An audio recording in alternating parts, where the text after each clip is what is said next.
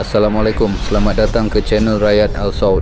Dalam channel ini kami akan berkongsi pelbagai kandungan menarik, perkongsian ilmu dan motivasi, video inspirasi dan nasihat berguna.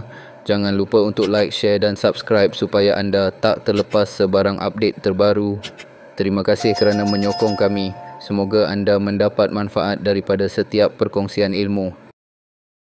Hasan, semalam cikgu ada sebut tentang Nabi Adam AS dalam kelas pendidikan Islam. Tapi tak sempat habis cerita. Aku rasa tertarik sangat. Boleh kau cerita dari awal kisah? Mestilah boleh.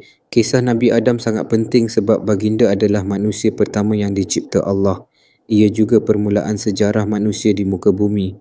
Wah, betul tu. Jadi bagaimana Allah cipta Nabi Adam AS? Allah ciptakan Nabi Adam daripada tanah yang diambil dari seluruh pelusuk bumi. Ada yang keras, lembut, putih, hitam. Sebab tu keturunan manusia pun pelbagai rupa dan warna kulit. Kemudian Allah bentuk tanah itu menjadi tubuh dan tiupkan roh ke dalamnya. Bila roh sampai ke kepala, Adam bersin dan berkata, Alhamdulillah. Lalu Allah jawab, Yarhamukallah. Itulah kata-kata pertama seorang manusia. Allah perintahkan para malaikat sujud kepada Adam sebagai tanda penghormatan. Semua sujud kecuali Iblis. Dia enggan kerana merasa dirinya lebih baik. Dia diciptakan daripada api, Adam dari tanah. Itu yang buat Iblis jadi sombong, ya? Betul, Iblis sombong dan enggan taat kepada perintah Allah. Maka Allah murka dan laknat dia, tapi Iblis tak berputus asa. Dia bersumpah akan sesatkan anak cucu Adam hingga hari kiamat.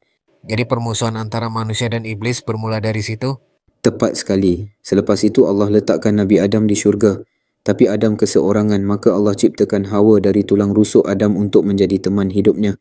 Mereka hidup aman damai, tapi Allah beri satu larangan, jangan dekati satu pokok. Tapi Iblis mula rancang goda mereka. Dia datang dengan tipu daya, mengatakan jika mereka makan buah itu, mereka akan jadi kekal abadi dan jadi seperti malaikat. Akhirnya mereka termakan pujuk rayu Iblis, mereka makan buah itu. Bila makan saja, pakaian syurga yang menutup mereka hilang. Mereka malu dan cuba menutup diri dengan daun-daun. Mereka sedar kesalahan mereka dan sangat menyesal. Allah turunkan mereka ke bumi sebagai hukuman, tapi bukan untuk diseksa. Allah jadikan bumi sebagai tempat ujian, namun sebelum itu Allah ajar Nabi Adam dan Hawa cara bertaubat. Doa taubat tu yang kita selalu baca tu kan? Betul.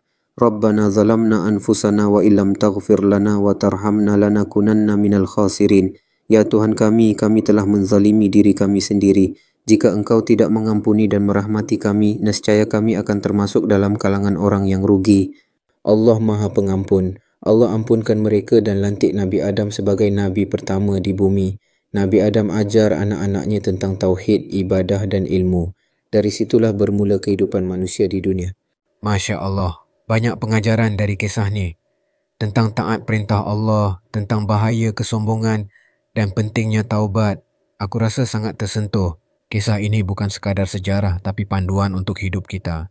Betul tu Ahmad. Kisah ni ajar kita supaya jangan sekali-kali ikut godaan syaitan. Dan bila kita buat silap, cepat-cepat kembali pada Allah. Itulah kunci kejayaan. Kisah-kisah para Nabi memang penuh hikmah.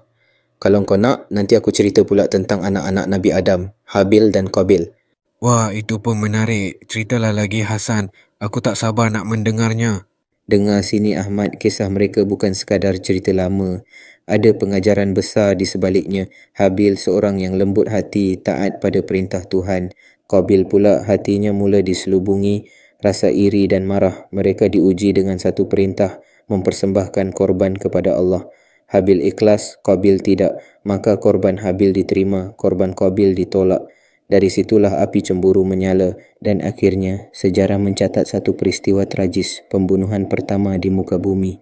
Cukuplah setakat ni dulu, nanti kita sambung balik dalam episod seterusnya. Banyak lagi yang berlaku lepas tu, lagi hebat, lagi mencabar, nanti panjang sangat kau tertidur pula. Nak tahu apa jadi seterusnya? Jumpa dalam sambungan nanti. Sebab kisah Habil dan Qabil ni belum habis lagi.